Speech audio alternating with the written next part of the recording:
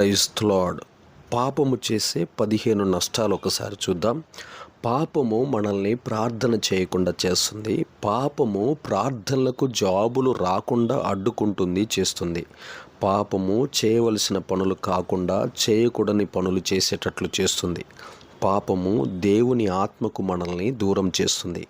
పాపము దేవునితో సన్నిహిత సంబంధాన్ని తెంచివేస్తుంది. పాపము సమయాన్ని, భవిష్యత్తుని పాడు చేస్తుంది. పాపము నీకు తృప్తి లేకుండా, నెమ్మది లేకుండా చేస్తుంది. పాపము కుటుంబాలలో ఐక్యత, నెమ్మది లేకుండా చేస్తుంది. పాపము శాంతి సమాధానాలు హృదయంలో లేకుండా చేస్తుంది.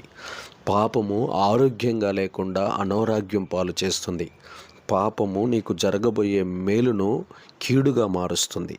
పాపము దేవునికి లోబడకుండా, మనుషులకు లోబడకుండా చేస్తుంది. దైవ సేవకునికి కూడా లోబడకుండా చేస్తుంది. పాపము దేవుని చిత్తాన్ని నీ జీవితంలో నెరవేర్చకుండా చేస్తుంది. పాపము నీ పనులన్నిటినీ పాడు చేసి వర్ధిల్లకుండా చేస్తుంది. పాపము చివరికి నిన్ను నరకానికి, సాతాను నివాసం ఉండే ఆరని అగ్నిగుండానికి నడిపిస్తుంది. ఇలాగా పాపం వల్ల 15 రకాలైన నష్టాలు ఉన్నాయి. కాబట్టి ఏ సేవకుడైనా సరే, ఏ విశ్వాసి అయినా సరే పాపము చేయకుండా బహు జాగ్రత్త కలిగి, వివేకము కలిగి జీవించుదురుగాక. ఆమేన్.